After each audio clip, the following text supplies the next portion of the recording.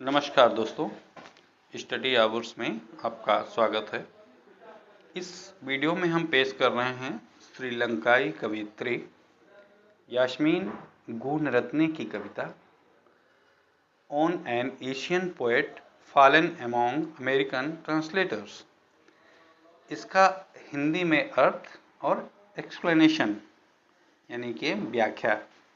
1935 में श्रीलंका के कोलंबो में जन्मी यास्मीन गुणरत्ने एक बहुत प्रतिष्ठित अंतर्राष्ट्रीय साहित्यकार रही हैं। ब्रिटेन के कैम्ब्रिज यूनिवर्सिटी से इन्होंने इंग्लिश में पीएचडी किया था और उसके बाद ऑस्ट्रेलिया की मैक्वायरी यूनिवर्सिटी में अंग्रेजी की प्रोफेसर रही हैं। ये ऑस्ट्रेलिया के सिडनी शहर में ये यूनिवर्सिटी स्थापित है। यास्मीन गुणरत्ने ने कई उपन्यास, कहानियाँ, कविताएं और आलोचनाएं यानी कि क्रिटिक्स और निबंध यानी कि एसेज लिखे हैं। अंग्रेजी में और अंग्रेजी साहित्य में और पोस्ट कॉलोनियल लिटरेचर में। पोस्ट कॉलोनियल आप समझते होंगे कि जो उपनिवेश काल था, उसके बाद का जो समय था, उस समय जो साहित्य रचा गया था, लिटरेचर, उसको पोस्ट कॉलोनियल लिटरेचर कहते हैं। और अलग अलग देशों में अंग्रेज़ों के, डच के और फ्रांसीसियों के और स्पेनिश के, पुर्तगालियों के अलग अलग देशों में कॉलोनियाँ रही हैं, उपनिवेश रहे हैं। और जब उनको आज़ादी मिली तो उसके बाद जो साहित्य रचा गया है, जो लिटरेचर रचा गया है, वो पोस्ट कॉलोनियल लिटरेचर में आता है। तो इंग्लिश लेखन में, अंग्रेजी साहित्य लेखन में और पोस्ट कॉलोनियल लिटरेचर दोनों में इनका नाम बहुत सम्मान से लिया जाता है। और श्रीलंका, इंडिया, ऑस्ट्रेलिया, यूरोप और यूएसए यानी अमेरिका तक इनकी रचनाएं, लिखी हुई जो लेख हैं, कविताएं वगैरह हैं, पढ़ी जाती रही हैं और पढ़ाई भी जाती रही। इन्होंने श्रीलंका की बहुत सारी कहानियों का, जो वहाँ की लोकल कहानियाँ हैं, स्थानीय स्टोरीज हैं, उनको दोबारा से एकत्रित करके पुस्तकों के रूप में या पत्रिकाओं के रूप में प्रकाशित भी किया है। इसी तरह से जो श्रीलंका के आसपास के देश हैं, जैसे इंडिया, श्रीलंका, मलेशिया, सिंगापुर वगैरह हैं, वहाँ की भी बहुत सारी कविताओं का इन्होंने लेखन किया है। लेखन क्या मतलब, जो पहले से कविताएं थी उनको अनुवादित किया है, ट्रांसलेटेड किया है, या फिर उनको एडिटेड किया है और संपादित एडिटेड करके किताबों के रूप में प्रकाशित किया। शिक्षा और साहित्य के क्षेत्र में इनके जो योगदान था, महत्वपूर्ण योगदान, उसको देखते हुए 1990 में ऑस्ट्रेलिया में इनको the order of Australia award से सम्मानित किया गया था। 2001 में भारत में राजा राव अवार्ड इनको मिला था। ये भी जो साउथ एशियन डायस्पोरा, मतलब जो यहाँ के जो डायस्पोरा वो लोग होते हैं जो दूसरे देशों से आकर के किसी देश में बस जाते हैं। तो साउथ एशियन में श्रीलंका, पाकिस्तान, इंडिया, बांग्लादेश वगैरह देशों के जो लोग थे, वो जो दूसरे देशों में जाके बस गए हैं, वो एशियन डायस्पोरा हैं। तो Asian diaspora, south Asian diaspora पर जो इनका लेखन था और उसमें जो योगदान था उनके लिए, इसके लिए इनको राजा राव अवार्ड इंडिया में मिला था 2001 में। इसके बाद 2008 में इनको श्रीलंका में ही साहित्य रत्न अवार्ड से सम्मानित किया गया, क्योंकि बाद में ये आकर के श्रीलंका में ही रिटायरमेंट के बाद वहाँ बस भी गई थी। 2011 में एक जो भारत की बड़े साहित्य की बड़ी संस्था है, साहित्य अकेडमी, उसकी तरफ से इनको एक प्रेमचंद फेलोशिप भी दी गई थी, जो इनके किसी साहित्यिक वर्क पर काम करने के लिए। अब हम आगे जो यहाँ हमारी पोयम है, इस कविता में उसके बारे में थोड़ा सा डिटेल बता देते हैं। ये जो कविता है यास्मीन गुणरत्ने की, on an Asian poet fallen among American translators, इसमें दरअसल उन अमेरिकी जो ट्रांसलेटर्स हैं उनकी आलोचना की गई है, उनके क्रिटिक्स किया गया है, जो एशियाई कविताओं का, जो एशिया के देश हैं, भारत, पाकिस्तान, श्रीलंका, बांग्लादेश, मलेशिया वगैरह, उनको इंग्लिश में ट्रांसलेट करने का प्रयास करते हैं, उनकी आलोचना की गई, क्योंकि वो उन कविताओं में वो भाव नहीं दे पाते, उनके लिए सही शब्दों का इस्तेमाल नहीं कर पाते जो होना चाहिए, और जो यहाँ के लोकल, यहाँ के स्थानीय लोगों ने, जो यहाँ के बड़े बड़े कवियों ने जो रचना की है, वो उससे कुछ अलग अर्थ वाले शब्दों का इस्तेमाल कर जाते हैं। तो इनका तर्क था गुणरत्ने का कि ये जो अमेरिकन ट्रांसलेटर हैं, इन्हें एशियाई देशों की कविताओं का सही अनुवाद करने के लिए यहाँ के सांस्कृतिक, मतलब कल्चरल और भाषाई, यानी कि लैंग्वेज की समझ होनी चाहिए, लेकिन वो नहीं होती है।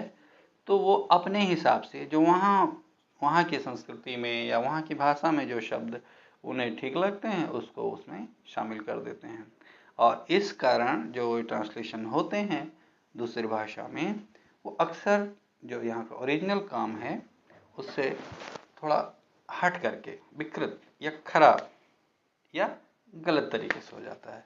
और इससे होता क्या है कि जो अंग्रेजी बोलने वाले पाठक हैं और जो यहाँ की जो कविताओं को जब वो पढ़ते हैं, तो उन्हें यहाँ की कविता की वास्तविक जो सुंदरता है और जो उसके अंदर जो भाव हैं, वो अनुभव नहीं कर पाते, और इस तरह से वो यहाँ की कविताओं का या यहाँ के कवियों के भाव का नुकसान कर देते हैं।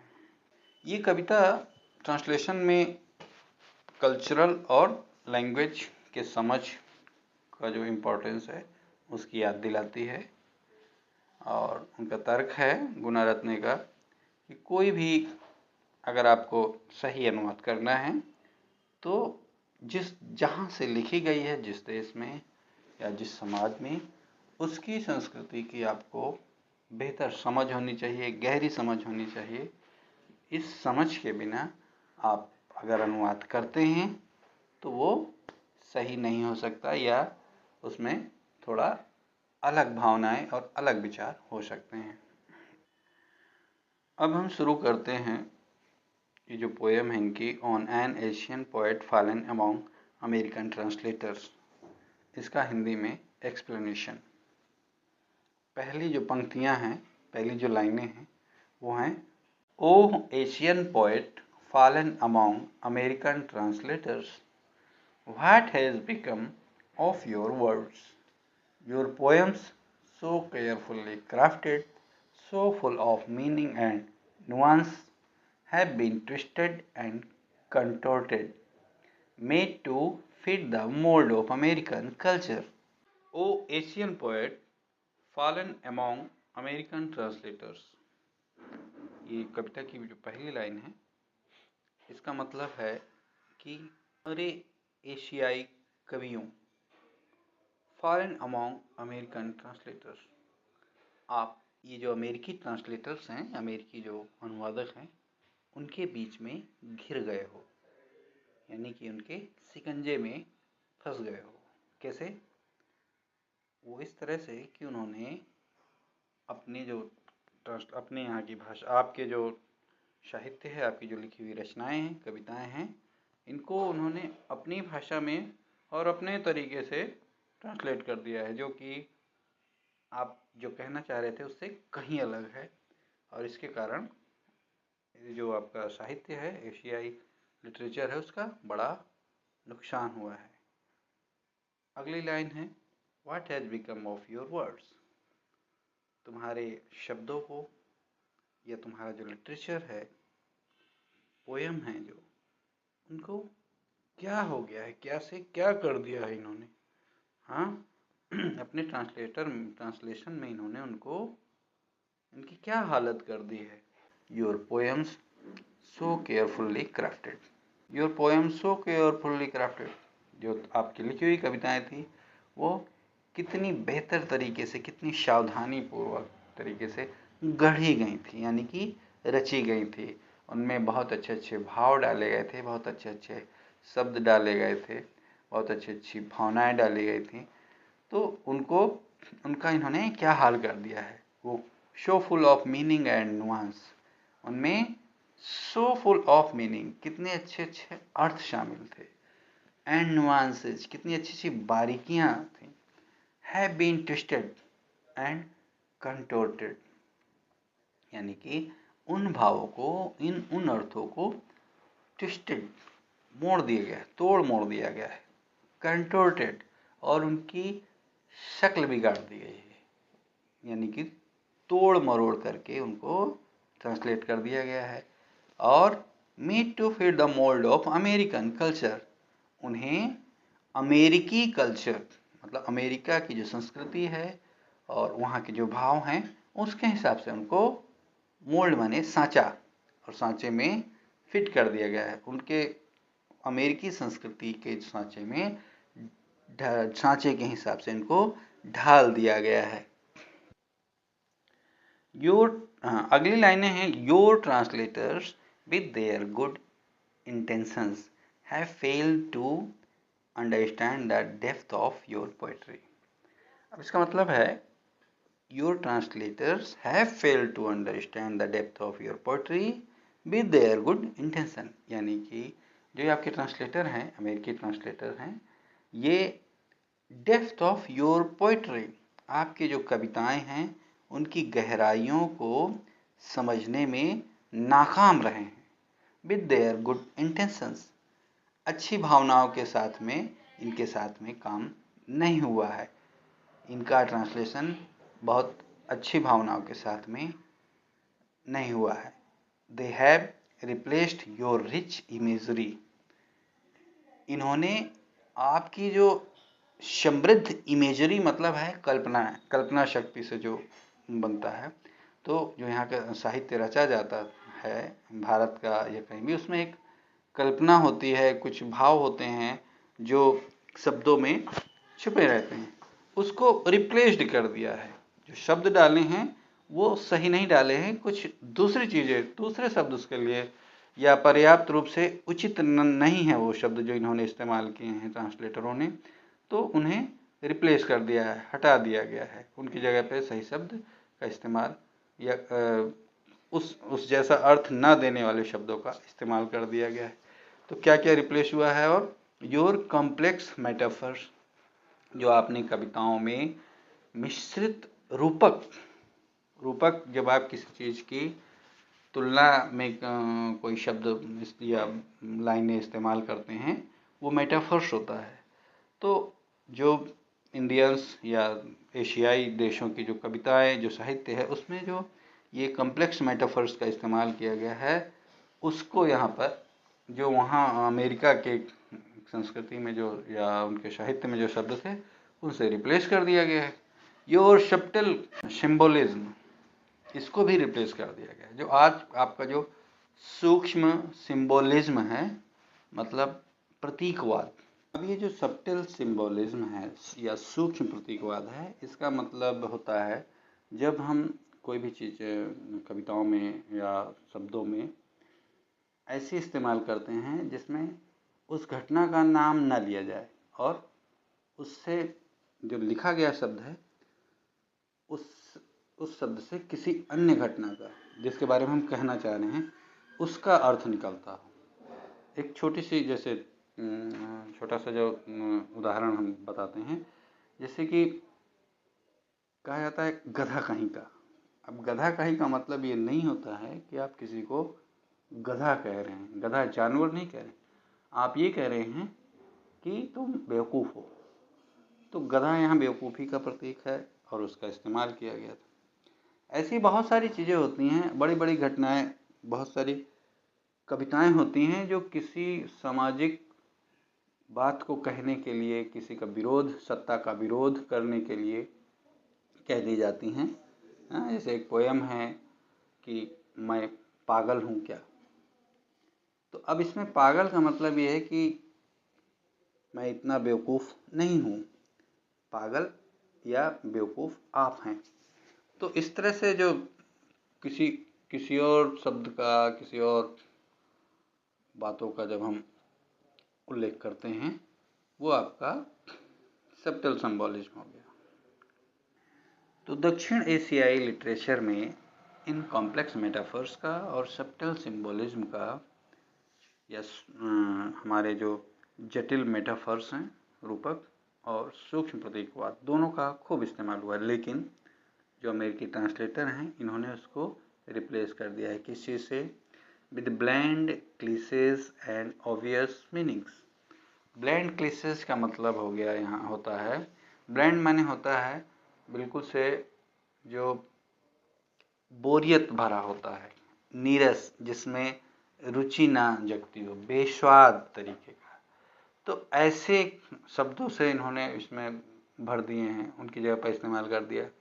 क्लिसेज माने जो घिसे पीटे अर्थ वाले होते हैं, जिसमें कोई मतलब जो सही उसका अर्थ ना दे पा रहे हैं, उसकी सही भावनाओं को व्यक्त ना कर पा रहे हैं। और एंड ओवियस मीनिंग, इसका मतलब होता है सपाट शब्द अर्थ, मतलब जो लिख दिया है उसमें स्पष्ट रूप से सिर्फ वही अर्थ होगा जो हमारे यहाँ का जो साहित्य था उसमें जो गूढ़ अर्थ, जिसके अंदर जो भावनाएं छिपी होती थी, वो उससे प्रकट नहीं होती। तो और इससे उन्होंने आपके जो कविता का मूल अर्थ है, मूल उसका जो भावनाएं हैं, उन सबको बिगाड़ कर रख दिया है। अगली लाइनें हैं, in their hands your poems have become shadows.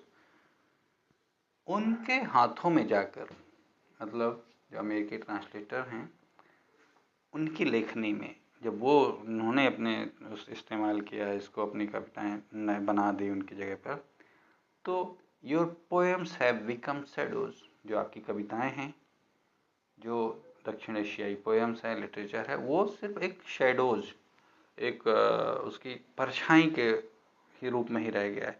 जो उनके अंदर असली क्षमता थी, जो उसके अंदर असली भावनाएं थी, जो उसमें अंदर असली प्रभाव था, वो सब बहुत कम हो गया है। Mayor imitation of the originals, ये सिर्फ क्या रहे हो बची हैं, एक नकल मात्र। इमिटेशंस मतलब कोई किसी की नकल करना, उसके जैसे ढंग से बोलना या कोई काम उस तरह का करना।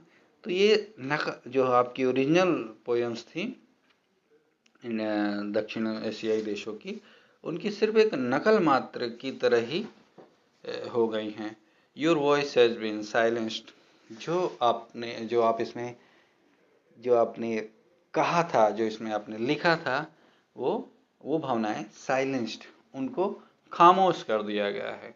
योर मैसेज लॉस्ट, जो आप कहना चाह रहे थे, जो आप संदेश देना चाह रहे थे उस साहित्य के माध्यम से, वो तो कहीं गायब हो गया है इनके ट्रांसलेशन में।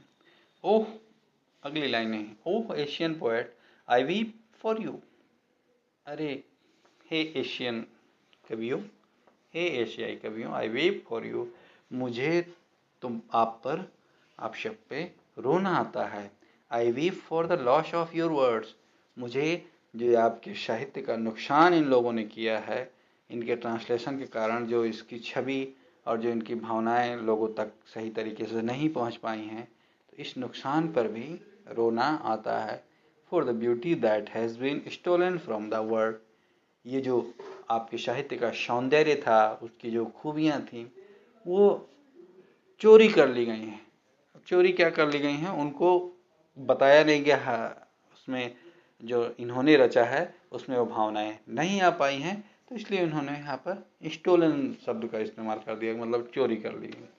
तो उस ब्यूटी को भी उन्होंने चोरी कर लिया है आपके शब्दों से, और इस कारण मैं बहुत दुखी हूँ। मुझे आप पर और आपके साहित्य पर रोना आता है। जो इसकी स्थिति है, हालत है, उस पर मुझे बहुत दुख है। अगली लाइनें हैं, but I also rage against the ignorance and arrogance of your translators. How dare they claim to understand your poetry? How dare they presume to translate your words? पहली लाइन देखिए, but I also rage against the ignorance and arrogance of your translator. लेकिन देखिए, इसके पहले जो paragraph था वहाँ वो कह रही थी कि मैं दुखी हूँ, मुझे रोना आता है। अब ये जो नया पैराग्राफ है इसमें कह रही है कि लेकिन उस रोने के साथ साथ आई ऑल्सो रेज, मुझे बहुत गुस्सा भी आया है, मेरे अंदर बड़ी नाराज़गी है, मैं बहुत गुस्सा भी हूँ against the ignorance and arrogance of your translator. ये जो उन ट्रांसलेटर, अमेरिकी ट्रांसलेटर्स की जो अज्ञानता है, इग्नोरेंस माने जानकारी में कमी, अज्ञानता, उससे मुझे बड़ा गुस्सा आ रहा है। और किस पर? एरोगेंस, जो उनका अहंकार है। अहंकार इस बात का कि वो यहाँ की जो चीज़ें हैं, यहाँ की भाषा और संस्कृति को समझना नहीं चाह रहे, सिर्फ ऊपर ऊपर से ही इसको लिखने के लिए बैठ गए हैं, लिख डाला है। तो इन दोनों चीज़ों के कारण, उनके अज्ञानता और अहंकार, दोनों के कारण मुझे, मेरे अंदर बड़ी गुस्सा है। How dare they claim to understand your poetry, कैसे उनकी हिम्मत पड़ गई कि वो ये दावा करें कि वो आपके पोएट्री को, आपके साहित्य को समझते हैं, समझ जाएंगे। अगर उनको ये जानकारी नहीं है यहाँ की भाषा संस्कृति की, तो कैसे उनको लगता है, उन्होंने सोच भी कैसे लिया कि वो आपकी पोएट्री का सही अर्थ इसमें अपने लिखे हुए शब्दों में दे पाएंगे। How dare they presume to translate your words, उनको कैसे उन्होंने ये मान लिया या कल्पना कर ली कि वो आपके ट्रांसलेशन, आपके साहित्य का, आपके लिखे हुए कविताओं का ट्रांसलेशन सही कर पाएंगे। ये बात उनको कैसे आभास हुई, कैसे उन्होंने सोच भी लिया। They have no respect for your culture, उनके अंदर, उनके मन में आपकी जो संस्कृति है, कल्चर है, उसके प्रति कोई सम्मान की भावना थोड़ी है। No appreciation for your language, जो आपकी लैंग्वेज है, आपकी भाषा है दक्षिण एशियाई देशों की, उसके प्रति उनके अंदर कोई अप्रिसिएशन यानी कि कद्र, उसकी कोई कदर नहीं है आपकी भाषा की। They are simply seeking to exploit your poetry for their own gain. वो तो सिर्फ आपकी जो पोएट्री है, आपका जो साहित्य है, उसको देयर ओन गेन, अपने लाभ के लिए इस्तेमाल करना चाहते हैं, दोहन करना। एक्सप्लॉइट का मतलब इस्तेमाल करना किसी का अपने फ़ायदे के लिए, या शोषण करना, या दोहन करना। तो वो तो सिर्फ अपना मतलब निकालना चाह रहे हैं, ताकि वो उनका नाम हो जाए कि हाँ हाँ ये बड़े अच्छे साहित्यकार हैं, इन्होंने बड़े अच्छे ट्रांसलेशन किया है और साहित्य में इनका बड़ा योगदान है, तो इस फायदे के लिए कर रहे हैं। अब आगे फिर, but I will not let them win, लेकिन मैं उनको जीतने नहीं दूंगी, मतलब मैं उनको मनमानी नहीं करने दूंगी। I will continue to fight for your voice to be heard, मैं संघर्ष करती रहूंगी, अपना संघर्ष लड़ाई जारी रखूंगी। फॉर योर वॉइस, आपकी जो वॉइस है, आपकी जो आवाज़ है, टू बी हियर्ड, कि ये जो आपकी आवाज़ है ये हियर्ड, सुनी जाए, लोग इसको जाने, सही जो आप वास्तव में जो कहना चाह रहे थे, जिन शब्दों को आप वास्तव में लोगों तक अपनी कविताओं के माध्यम से, अपने साहित्य के माध्यम से कहना चाह रहे थे, वो लोगों तक पहुँचे। अब चूँकि यहाँ पर ये जो 2 लाइनें हैं, इसके बैकग्राउंड में बता दें कि जो इसकी लेखिका हैं, कवित्री हैं यास्मीन गुनारत ने, उन्होंने बहुत सारा यहाँ का लिटरेचर ट्रांसलेटेड किया था, और उसमें कोशिश किया था कि यहाँ की जो ओरिजिनल भावनाएं हैं, ओरिजिनल शब्दों का सही उनकी जगह पर अनुवाद भी सही शब्दों के साथ में हो सके। क्योंकि इन्होंने महसूस किया था कि जो और लोग जो अंग्रेजी भाषा के जो ट्रांसलेटर हैं वो सही ट्रांसलेशन नहीं कर पा रहे हैं, उनमें शब्दों में वो बात नहीं थी, तो इन्होंने खुद भी ऐसा किया था इस एहसास के कारण। अब अगली लाइन है, I will continue to work to ensure that your poetry is translated accurately and respectfully. I will continue to work, मैं लगातार इस पर काम करती रहूंगी, to ensure that your poetry is translated accurately, कि जो आपका जो साहित्य है, आपकी जो कविताएं हैं, वो बिल्कुल सही शब्दों में, एक्यूरेटली माने बिल्कुल एग्जैक्ट सही, बिल्कुल उचित शब्दों के साथ में ट्रांसलेटेड हो, अनुवादित की जाए, एंड रेस्पेक्टफुल्ली, और सम्मान के साथ में, मतलब सही शब्द भी इस्तेमाल हो और उसके प्रति सम्मान भी हो, मतलब मैं उसे पूरा महत्व दे करके इसमें जो आपकी भावनाएं हैं उनको भी महत्व दे करके इसमें अब शामिल करूंगी और दुनिया के सामने पेश करूंगी। Until then my friend, मतलब जब तक ऐसा नहीं हो जाता, मतलब आपकी पोएम्स का, आपकी लिटरेचर का सही ट्रांसलेशन नहीं होने लगता, तब तक I will hold your words close to my heart. मैं जो आपके शब्द हैं, जो आपके लिखी हुई बातें हैं, जो आपके लिखा हुआ जो कविताएं हैं, उनको क्लोज टू माई हार्ट, मैं इनको अपने दिल के करीब रखूंगी। यानी कि दिल के करीब जब आदमी रखता है तो इसका मतलब होता है कि उससे बहुत स्नेह करता है, प्रेम करता है। तो मैं इनको अपना मान करके अपने चलूंगी। And I will cherish them and protect them. Cherish them माने उनका मैं पालन पोषण करूंगी, एंड प्रोटेक्ट देम, और उनकी सुरक्षा करूंगी। अब शब्दों का या साहित्य का पालन पोषण ऐसे कैसे हो सकता है? पालन पोषण का मतलब ये है कि मैं उनको ढूंढ करके ला करके उन्हें सही तरीके से उनका संपादन करूंगी, उनके सही तरीके से लिखवाऊंगी, और फिर प्रोटेक्ट देम, और कोई सा गलत तरीके से ट्रांसलेशन ना कर सके इसका मैं विरोध करूंगी और सुरक्षा करूंगी, ताकि कोई गलत इनका ट्रांसलेशन लेकर के दुनिया के सामने ना पेश कर सके। And I will share them with the world, और मैं उनको सही शब्दों के साथ में, सही भावनाओं के साथ में, वर्ल्ड दुनिया के साथ में शेयर करूंगी, मतलब साझा करूंगी, दुनिया के सामने मैं उनको ले जाऊंगी। ये कैसे हो सकता है? किताबों में शामिल करके और उनको एडिटेड, संपादित करके, रचनाओं को छपवा करके दुनिया के सामने ले जाना, दुनिया को उपलब्ध करा देना। तो इस तरह से वो शेयर करूंगी उसको दुनिया से, सो दैट योर वॉइस में नेवर बी साइलेंस, ताकि आपकी जो वॉइस है, जो आप कहना चाह रहे थे अपनी कविताओं के माध्यम से, अपने साहित्य के माध्यम से, मे नेवर बी साइलेंस्ड, वो कभी भी खामोश ना हो सके, वो कभी भी दुनिया के नज़रों से, दुनिया के जानकारी से गायब ना हो सके। धन्यवाद।